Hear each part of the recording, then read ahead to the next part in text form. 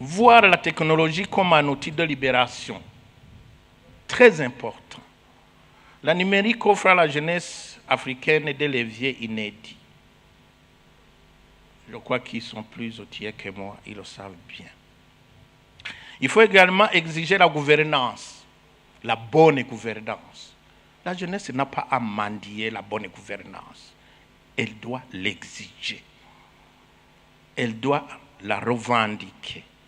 Ce sont des droits civiques qu'il doit revendiquer avec la même détermination que les combattants de la libération tenaient leurs fusils, ceux dont j'ai parlé au début.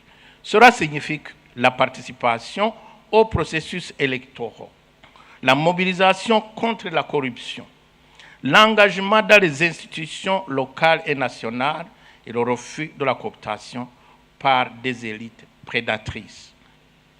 Là aussi, chers jeunes, nous devons y faire attention et adopter des lois conséquemment. Alors, pour le jeune africain ou jeune burundais, en particulier en 2026, la définition du concept de liberté s'articule aujourd'hui autour de l'autonomie réelle des structures de pensée et de subsistance.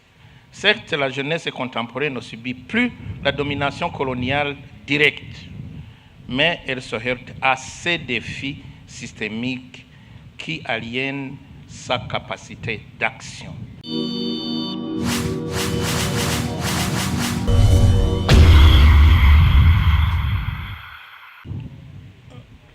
Le sujet qui m'a été soumis concerne l'éducation, mais concerne aussi le passé africain.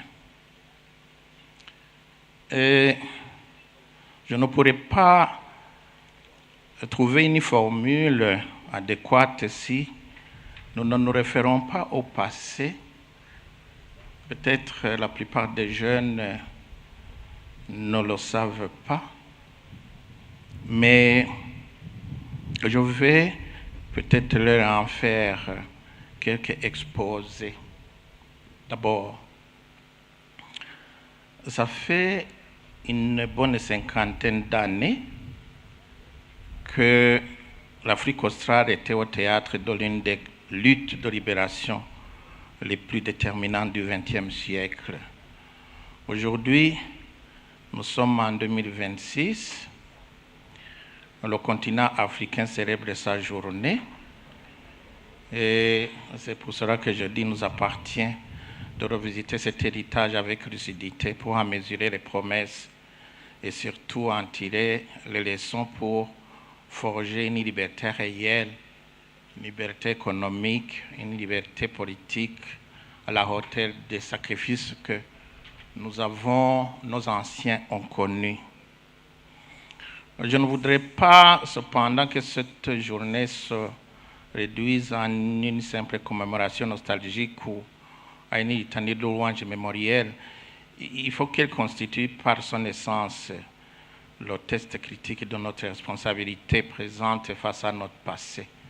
Aujourd'hui, la République du Burundi assume la présidence en exercice de l'Union africaine et le continent, quant à lui, converge ses priorités stratégiques vers l'eau, c'est vrai, le développement économique, c'est sûr, et social, la dignité humaine, bien entendu, l'inclusion systémique et la résilience multidimensionnelle.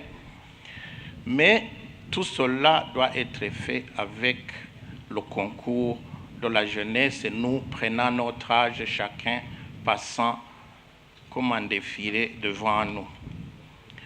Maintenant, le plus important est de savoir comment et quand la jeunesse africaine en général, comme quelqu'un l'a dit précédemment, la jeunesse burundaise en particulier, ce sera d'être la simple spectatrice et des dynamiques futures de l'Afrique, au lieu de devenir l'un des côtés les plus éminents.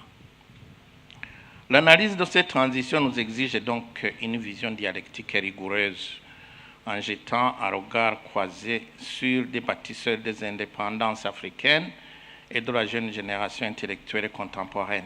Si la première vague historique a brisé les chaînes politiques du colonialisme, la seconde, celle d'aujourd'hui, fait face aux frontières féroces de la dépendance intellectuelle, de la dépendance économique et structurelle. L'émancipation africaine doit donc être repensée non comme un état acquis aujourd'hui, mais comme un processus dynamique dont les mutations exigent une refonte globale de nos logiciels institutionnels, académiques et même civiques. La lutte pour l'indépendance de l'Afrique australe et le mouvement de libération en Afrique des années 1960 et 1975 constitue le pivot de la décolonisation armée en Afrique australe et sur le continent. Et il suffit à ce niveau de se référer à 4 théâtres qui illustrent bien la diversité des formes et des coûts de cette libération. Il suffit de se rappeler de l'Angola, le MPLA, le FNLA, l'UNITA. Et face à plus de 5 siècles de colonisation portugaise, les 3 mouvements armés se disputaient en même temps l'occupant et l'hégémonie intérieure. Le MPLA d'Agostino Neto a gagné. Pour ceux qui ne le savent pas, ils peuvent le savoir aujourd'hui, parce qu'il était ancré sur les classes instruites et soutenues par Cuba et l'URSS. Ils ont pris le dessus lors de l'indépendance en 1975 au prix d'une longue guerre civile. Et il faut noter ici que le cas de l'Angola montre que la libération nationale ne garantit pas l'unité nationale toujours. Au Mozambique, ce fut pareil. Sous la direction de Samora Machel, le Frélimo mena une guérilla exemplaire depuis le nord du pays. L'indépendance obtenue en 1975 fut immédiatement menacée par la Renamo, financée par la Rhodésie du Sud, puis par l'apartheid sud-africain, illustrant ainsi la stratégie de déstabilisation des régimes régionaux minoritaires. La Namibie, c'était la SWAPO, Southwest African People Organization, un territoire administré illégalement par Pretoria malgré les résolutions. La Namibie a vécu sous l'occupation sud-africaine jusqu'en 1990. L'Afrique du Sud, quant à elle, le cas le plus emblématique, l'apartheid, système juridique de ségrégation raciale totale qui a poussé l'ANC à créer sa branche armée. Alors, appuyé par ses amis politiques, comme Kwame Nkrumah, Muammar Kadhafi, Haribou Mediene et j'en passe, la Tanzanie de Julius Nyerere a joué un rôle pivot dans cette géographie de libération. Dar es Salaam a accueilli les sièges de l'ANC du Frélimo, de la SWAPO et de l'ANC. Le Burundi y a goûté beaucoup plus tard. Le pays a fourni camps d'entraînement, facilités diplomatiques et voies de ravitaillement. Et sans cet ancrage territorial, les mouvements de libération auraient difficilement pu structurer leur lutte armée ou maintenir leur direction en exil. Ceci pour dire que la libération de l'Afrique australe ne fut donc pas l'œuvre des combattants isolés. Elle a requis une vision panafricaine portée par des chefs d'État qui ont risqué la stabilité de leur propre pays. Maintenant, allons après ce colonialisme. Les indépendances acquises, la question cruciale devenait à qui profite la libération. Force est de constater que les structures de domination ne se sont pas effacées avec les drapeaux. Elles ont uniquement changé de forme. La dépendance économique et structurelle. C'est que la plupart des États nouvellement indépendants ont hérité d'économies mono-exportatrices conçues pour servir la métropole. l'Angola avec le pétrole, Mozambique avec l'aluminium, la Namibie avec les minéraux, etc. Puis vers les accords de Bretton Woods, FMI, Banque mondiale, qui par des fois nous imposent des plans d'ajustement structurel qui, en fin de compte, si on n'y prend pas garde, démantèlent les services publics et gèrent les investissements sociaux. C'est pour dire qu'à ce niveau là-bas, nous devons être vigilants. Regardez la zone de libre-échange et la France-Afrique, ou pour l'Afrique francophone, le maintien du franc CFA, dont les réserves étaient déposées au Trésor français jusqu'en 2020, ce qui symbolise la persistance du contrôle monétaire post-colonial, etc. La dette comme instrument de contrôle. La dette est devenue aujourd'hui un mécanisme de négociation politique forcé, contraignant les gouvernements à privatiser, libéraliser et aligner leur politique étrangère sur les intérêts des créanciers. Soyons vigilants. Les nouvelles puissances, même logique, l'irruption de la Chine, de la Russie, de la Turquie, des États du Golfe, etc. Ça a diversifié les partenariats, mais ça n'a pas changé fondamentalement la logique extractiviste. Les dettes pièges liées aux grandes infrastructures chinoises ou les concessionnaires miniers sans transfert technologique. Là aussi, chers jeunes, nous devons y faire attention et adopter des lois conséquemment. Alors, pour le jeune africain ou jeune burundais, en particulier en 2026, la définition du concept de liberté s'articule aujourd'hui autour de l'autonomie réelle des structures de pensée et de subsistance. Certes, la jeunesse contemporaine ne subit plus la domination coloniale directe, mais elle se heurte à ces défis systémiques qui aliènent sa capacité d'action. La fragilité des systèmes éducatifs africains, caractérisée par l'inadéquation chronique entre les compétences transmises et les structures mouvantes du marché de l'emploi, génère une précarité économique endémique. Trop souvent, et c'est le cas dans notre région des Grands Lacs, la jeunesse se retrouve prise au piège de l'instrumentalisation politique, reléguée au rôle de force de mobilisation partisane, plutôt qu'investie comme un grenier d'idées neuves et de réformes structurelles. Cette situation engendre un paradoxe dialectique. L'université conçue comme le temple de l'émancipation intellectuelle se transforme dans des cas pareils en un lieu de reproduction des conformismes et des dépendances matérielles. Maintenant, quelles sont les attentes peut-être qui nous tiennent à cœur? C'est que les populations africaines avaient placé effectivement l'indépendance des espérances immenses. Préconiser une justice sociale, une éducation universelle, santé pour tous, une participation politique. 50 ans après les grandes luttes de libération, certes, il y a eu des progrès, mais le bilan global est, à mon sens, contrasté. La confiscation du pouvoir politique. Dans de nombreux pays, et Dieu sait si j'en connais ces temps-ci, des anciens mouvements de libération se sont transformés en partis dominants qui refusent l'alternance. La démocratie multipartite, introduite sous pression extérieure dans les années 1990, est restée formelle à certains endroits. Des élections organisées sans véritable comptabilité du pouvoir, des institutions judiciaires dépendantes de l'exécutif, presse muselée, etc. La gouvernance économique, parfois défaillante, une corruption systémique, des flux financiers illicites. Il y a aussi le défi démographique et l'emploi des jeunes.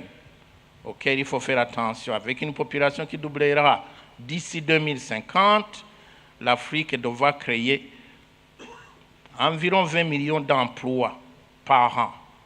Le système éducatif, encore largement hérité du modèle colonial, ne prépare pas suffisamment les jeunes aux réalités d'une économie numérique et verte. Les fractures sociales et l'insatisfaction des populations, d'où on voit à gauche à droite des coups d'État qui se multiplient depuis 2020 au Sahel, en Guinée, au Soudan et ailleurs. Cela reflète une exaspération profonde face à des élites politiques perçues comme corrompues et déconnectées. Ces mouvements, souvent populaires dans un premier temps, menacent néanmoins les acquis démocratiques chèrement obtenus. Trouvons des solutions, s'il vous plaît. Dans la plupart des pays africains, on constate aussi des dysfonctionnements du modèle éducatif, notamment le manque de ressources budgétaires, la surcharge des classes universitaires, le départ massif d'enseignants qualifiés vers d'autres cieux, la faiblesse des infrastructures de recherche et la baisse générale de la qualité de l'apprentissage, qui constituent tous des obstacles majeurs à l'émancipation individuelle et collective. À ces contraintes matérielles s'ajoutent parfois des pressions de nature politique et des logiques de favoritisme qui pervertissent le principe d'équité et de méritocratie. Alors, face à tout cela, que faire? Que faire? La génération qui porte aujourd'hui l'avenir de l'Afrique est la première à avoir grandi entièrement après les indépendances. Elle est plus connectée, plus informée, plus mobile et plus impatiente. Le combat pour la libération réelle lui appartient. Et à cet égard, il importe de réinventer le panafricanisme par la base. Le panafricanisme ne peut plus être l'apanage des seuls chefs d'État, je dis.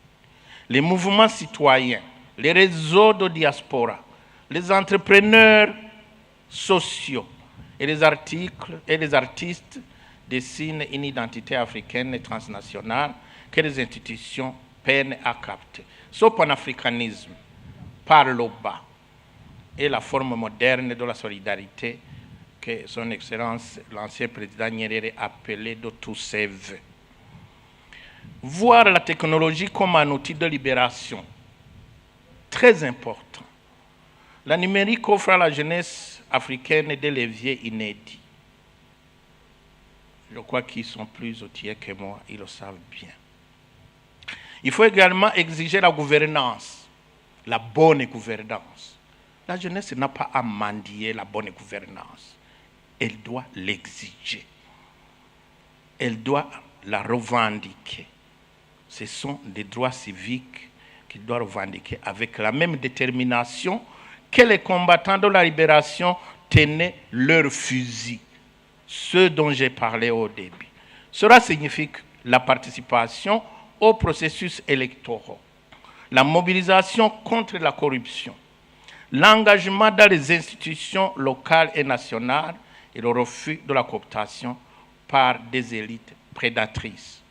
Ici, je voudrais informer d'ailleurs qu'au niveau de l'Union africaine, surtout au niveau du panel des sages, nous avons décidé, dans notre dernière réunion à Libreville, que les jeunes et les dames seront invités à chaque réunion que nous tiendrons, pour qu'eux aussi puissent suivre le travail et les délibérations que nous faisons, pour qu'ils prennent le relais au moment opportun. Il faut également donc promouvoir l'intégration économique continentale.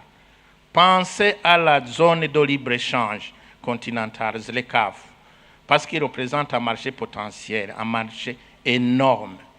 Les jeunes entrepreneurs doivent être les premiers acteurs de cette intégration en commerçant entre pays africains, en créant des chaînes de valeur continentales plutôt que d'exporter des matières premières vers l'extérieur. Il faut réécrire les récits. La libération culturelle est aussi fondamentale que la libération politique. Lutter contre les stéréotypes, valoriser les langues africaines, soutenir les créateurs continentaux, autant d'actes qui décolonisent les esprits et nourrissent la dignité des peuples. Nous devons donc promouvoir notre liberté de penser, l'affranchissement total à l'égard des dogmes idéologiques extérieurs et intérieurs. Il s'agit de cultiver l'indépendance d'esprit, le doute méthodique et le pluralisme intellectuel comme condition sine qua non de l'innovation. Nous devons aussi promouvoir notre capacité de produire un savoir utile. La rupture avec le modèle d'assimilation passive. Les universités africaines doivent orienter leurs recherches vers la résolution directe des défis du continent. Quelqu'un l'a dit précédemment. La gestion durable de l'eau, l'agroécologie, les technologies numériques et la santé communautaire, tout cela doit faire partie des préoccupations qui doivent et qui devront nous guider. L'accès équitable aux opportunités. La destruction des barrières du favoritisme et du népotisme. L'instauration de mécanismes de sélection transparents et fondés exclusivement sur le mérite est indispensable. Ceci pour redonner confiance à la jeunesse en ses propres institutions. La possibilité d'agir sur l'avenir collectivement.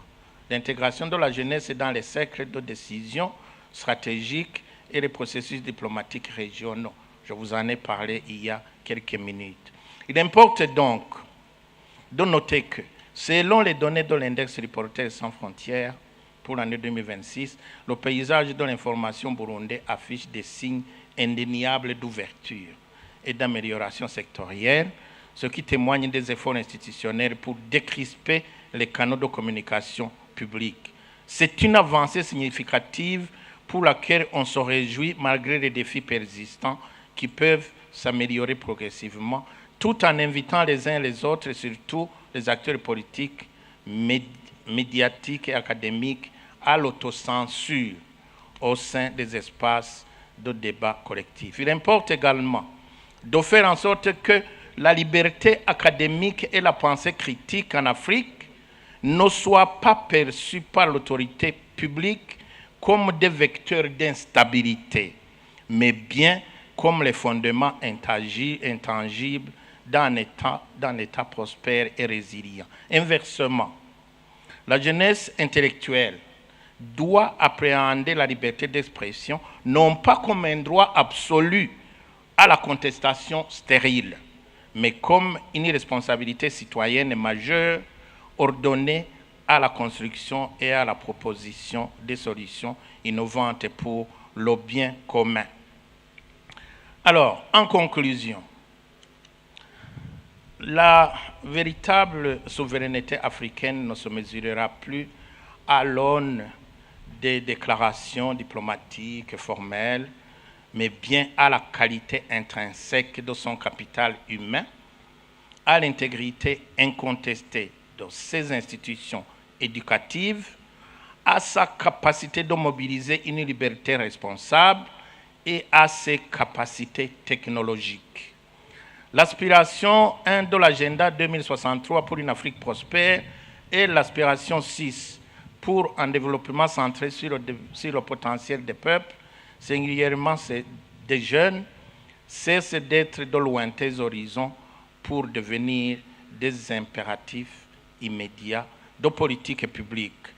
En interconnectant les exigences de l'éducation de qualité, du travail décent, des inégalités réduites et de paix, justice et institutions efficaces, le Burundi a l'opportunité historique en cette année de son leadership continental 2026 de démontrer que sa jeunesse n'est plus une force en attente, mais le moteur central, lucide et audacieux de la Renaissance africaine.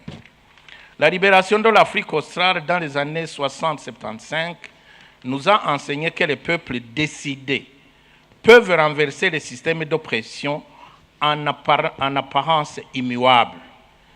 Ce que Nyerere, Kwame Nkrumah, Neto, Machel et les autres ont fait, ont accompli avec des ressources limitées, mais à un coût humain tragique.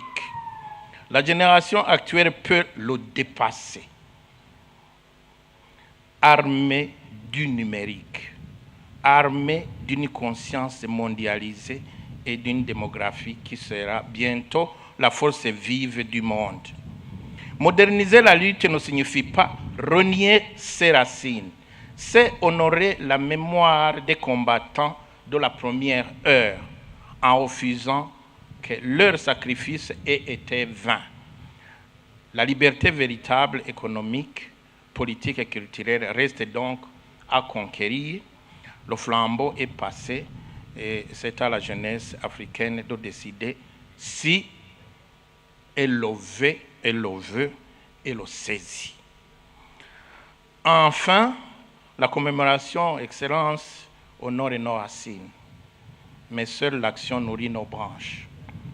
Pour que l'Afrique que nous voulons devienne une réalité tangible d'ici 2063, l'intégrité académique, la liberté responsable et le mérite doivent remplacer définitivement les dépendances d'hier. Je considère que la jeunesse burundaise est prête à écrire cette nouvelle page de l'histoire continentale. Je vous remercie pour votre aimable attention.